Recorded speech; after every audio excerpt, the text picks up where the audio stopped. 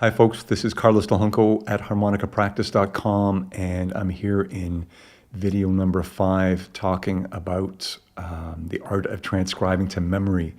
And in this little mini series, we're showing you how to use this particular program, Transcribe, with an exclamation mark. There's just nothing else that comes close to this program in terms of its layout, what it can do, the sound quality, etc., etc.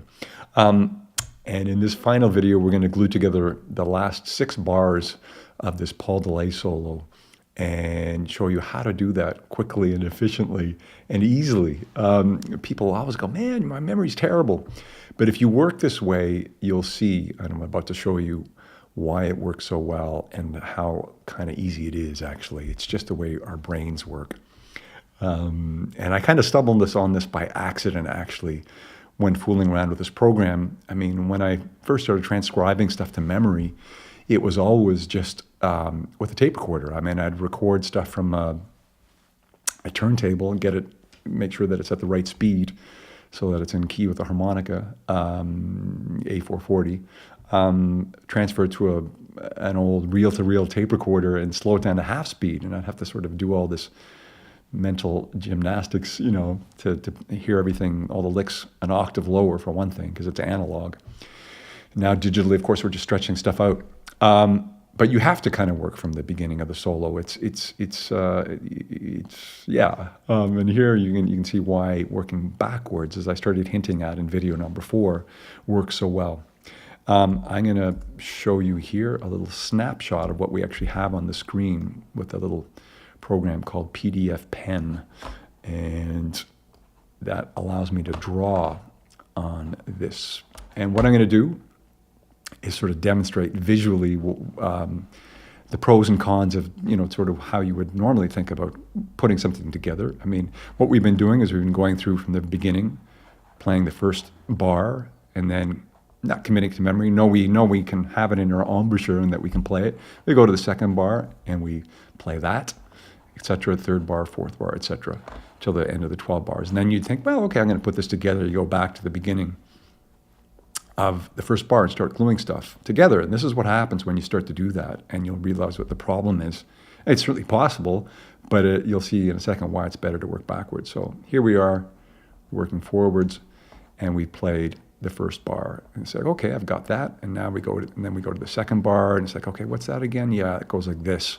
And we play that, and then we go back to the first bar, and then we play from the first and the second bar. That's not too hard, easy. Then we go to the third bar, and we refresh our memory. Okay, how does that go again? Yeah, I knew how to play that, so that's how it goes.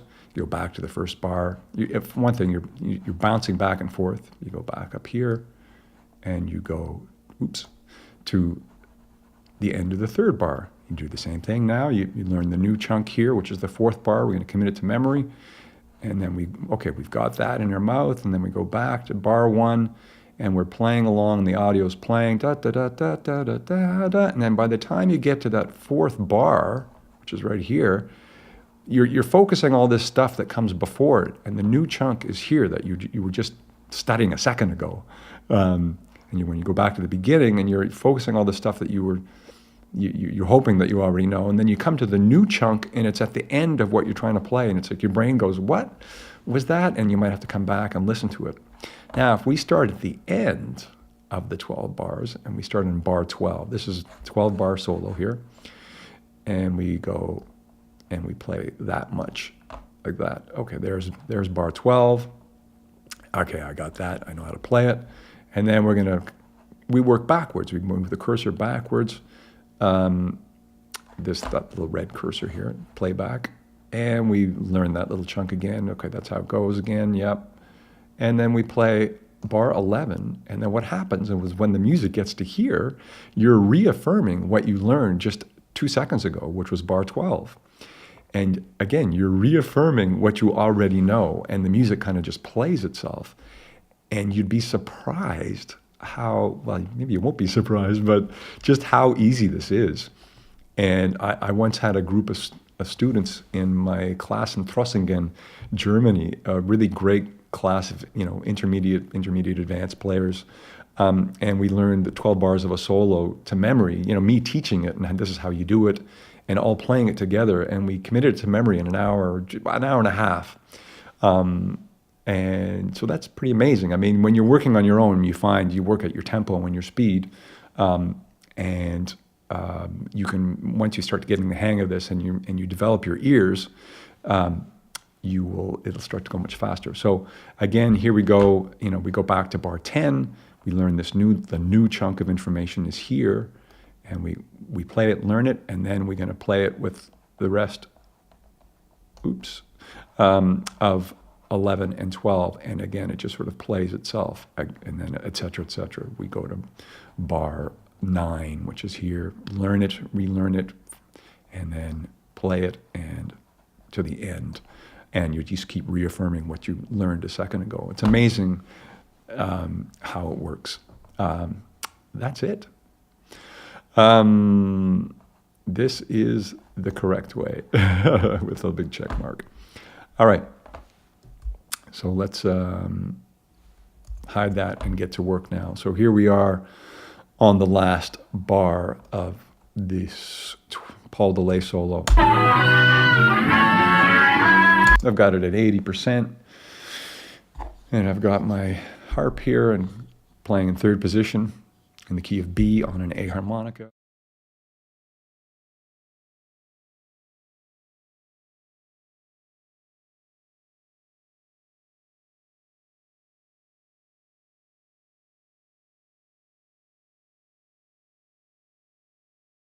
And you sing the part, relearn it. A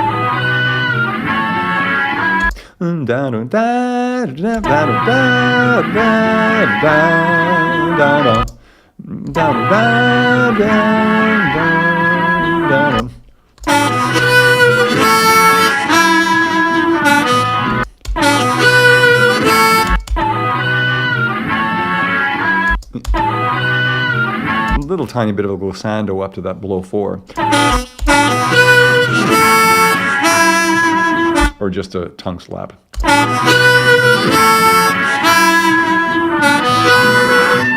And then, oops.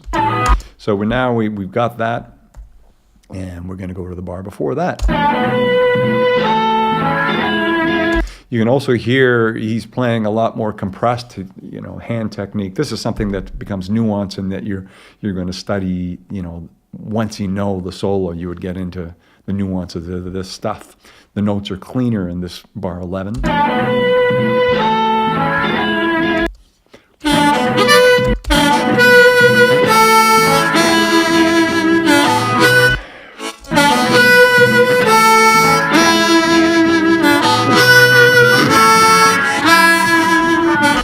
So it's basically the same thing repeated.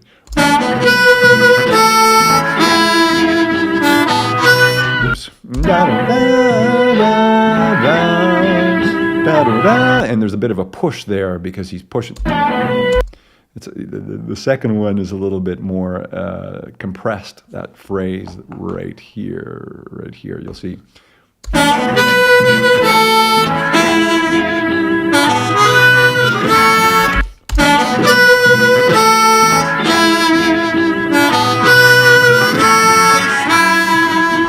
And then, okay, that's not so hard. Go to the bar before. And there's a pickup there. Might as well play with the pickup, but knowing that that's the downbeat, you might want to just reacquaint there. Let's play it from the downbeat because it makes more musical sense. Just knowing that that's...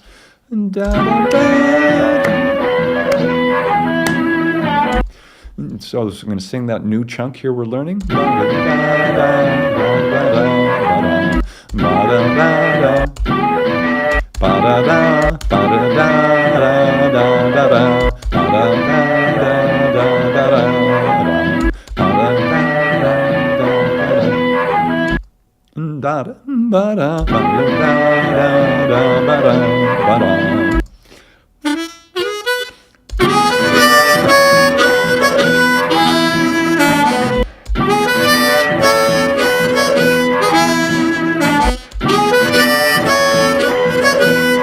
Listen to a swing. Da, da, da, da da da da da da da da da da da da. So that's why it's important to either tap with your foot. I'm going to demonstrate by clapping. So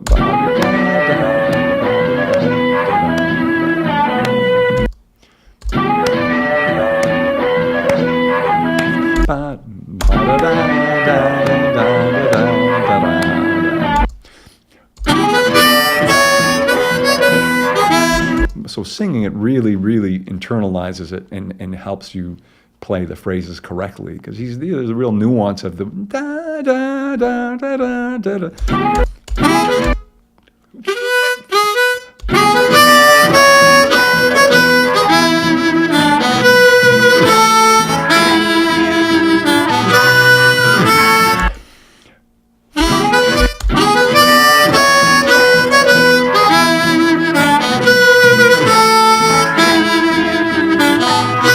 I was a bit early there on that last phrase, so you might want to just come back and review that, and then you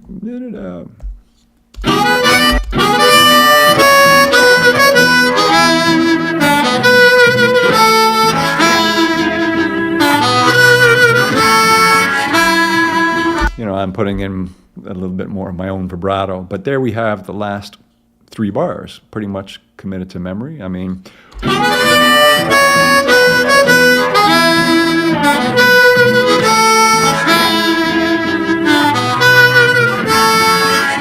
and again, we're starting with the new chunk here, and we're just reaffirming what comes and flows after it.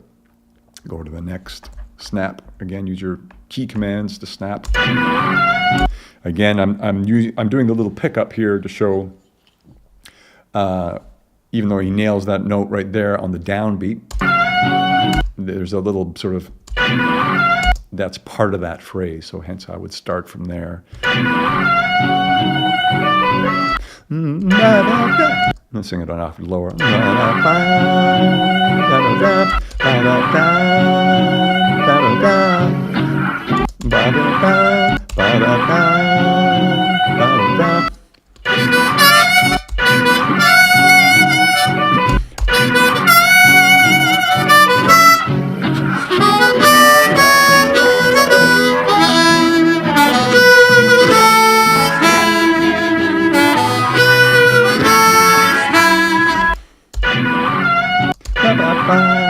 So again, this is the new chunk. You're going to spend the most time on it. Don't get too in a hurry to try to play what comes after it.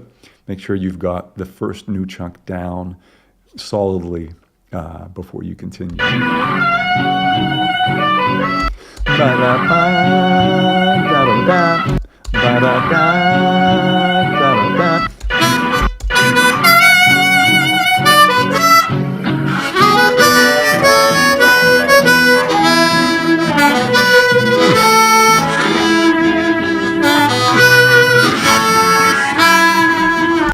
And there it is, moving backwards.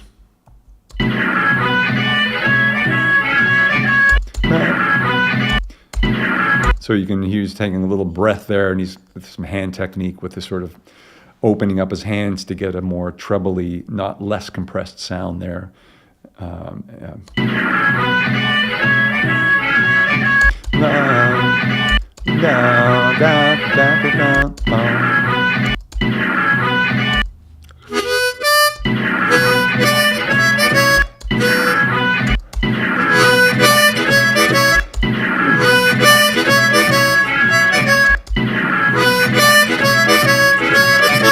And also, by watching the cursor move, I know that that riff that he plays here kind of repeats there. So it's kind of a visual aid as well, in terms of learning it. The stuff becomes more intuitive the more you do it.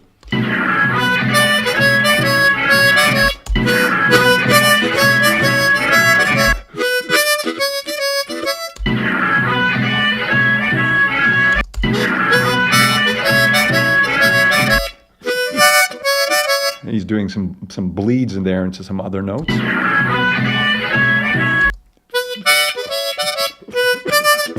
It's called dirty playing. He's really implying these notes. but he's bleeding. Yeah, he's bleeding the note just above it.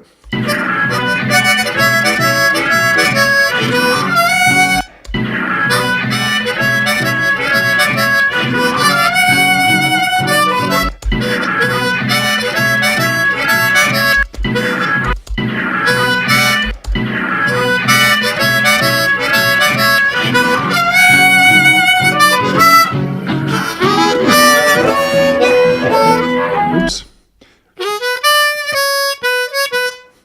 Let's make sure that I got that part because I screwed it up. That's another golden rule I like to do. When you make a mistake later on, and you're bound to do it as you're committing this stuff to memory, quickly bounce to the problem that you just screwed up on.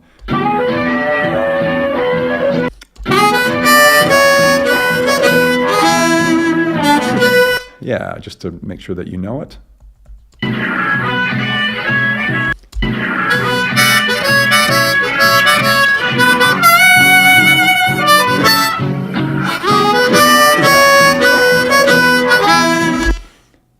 See, I still need to review that section there. Because the timing is really interesting, different. So it's something, you got to get more into muscle memory.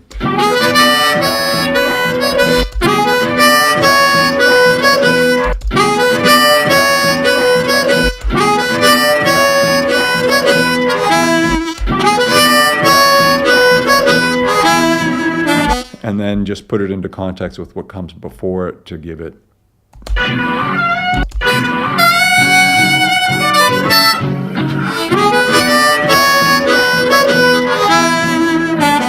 And then let's go back now that I think I've got that.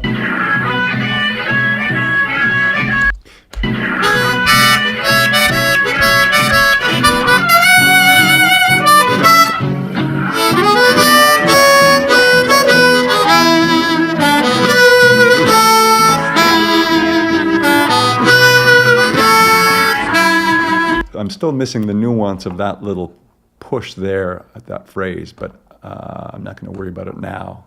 It's something, the really small things that you miss.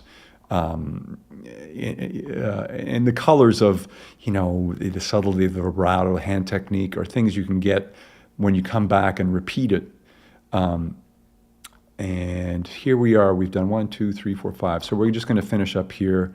I said I'd do 6 bars, but you're getting the picture of how this works, committing this stuff to memory. So now we're going backwards, and we're getting this bar, which comes just before that one.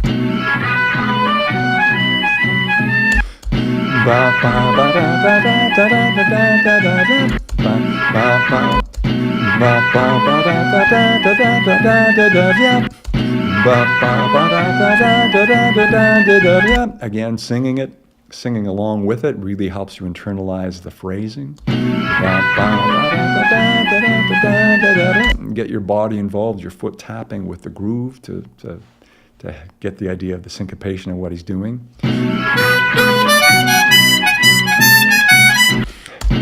And I often will just, my hand is hovered over the space bar, and I actually have a USB pedal which stops and starts. But a lot of people, when they're playing, will sort of quickly do this, and that's just a distraction as you're...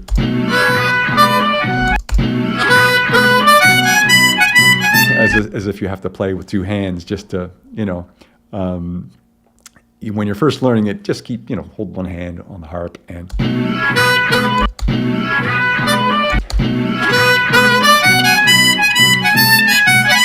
And there's the lick. But what I was going to say is I have a USB foot pedal. Saves yourself getting carpal tunnel syndrome. And when you basically, as long as you're holding down the pedal, it keeps playback going. When you take your foot off, it stops it. So I can sit here and...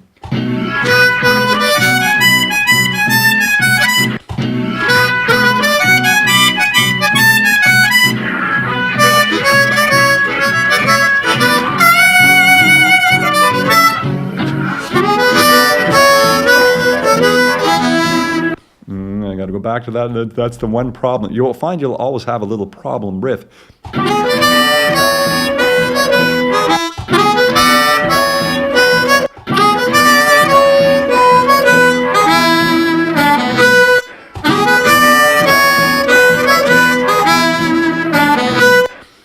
Go go back to it, just here we are. Oops.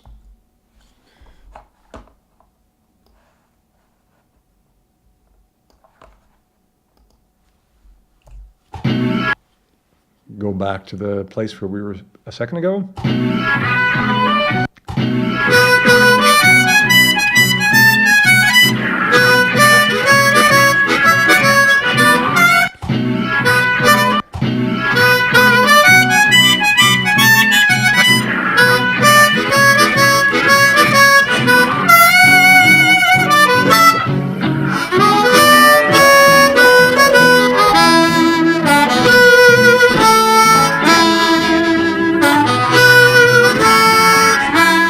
And I was a bit early on that very last phrase there, but there it is. I've pretty much played now the last 6 bars to memory, and that took me, I don't know, what, 15 minutes so far? So I'd have this whole solo down, committed to memory in half an hour, no problem.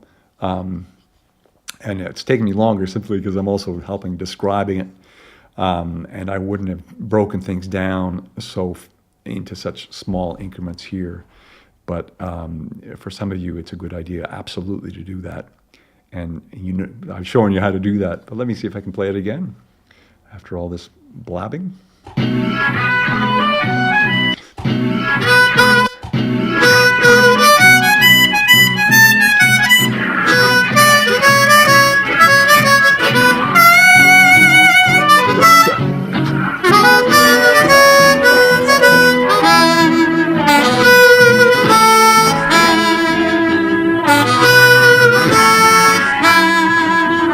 And I was watching the cursor go by this time because I knew that I had to wait. I came in too early. So that time I kind of waited and I got closer to getting that. Yeah, I think I would finish the first 6 bars, and that would be it.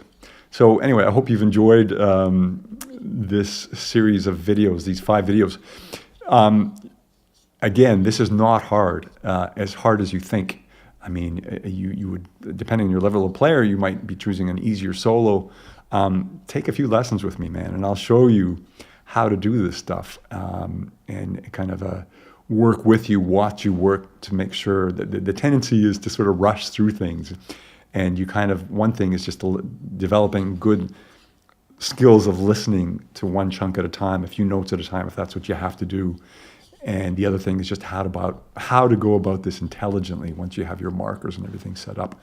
And when I teach, I use marked up files often of solos that I really like, and I can send you a marked up file in the MP3 to work with you. And of course teach you how to make your own markers if you haven't already figured that out in these videos. So anyway, I hope you enjoyed this, and email me at cdj@carlosdelhunco.com and get you started on some lessons. All right, see you soon.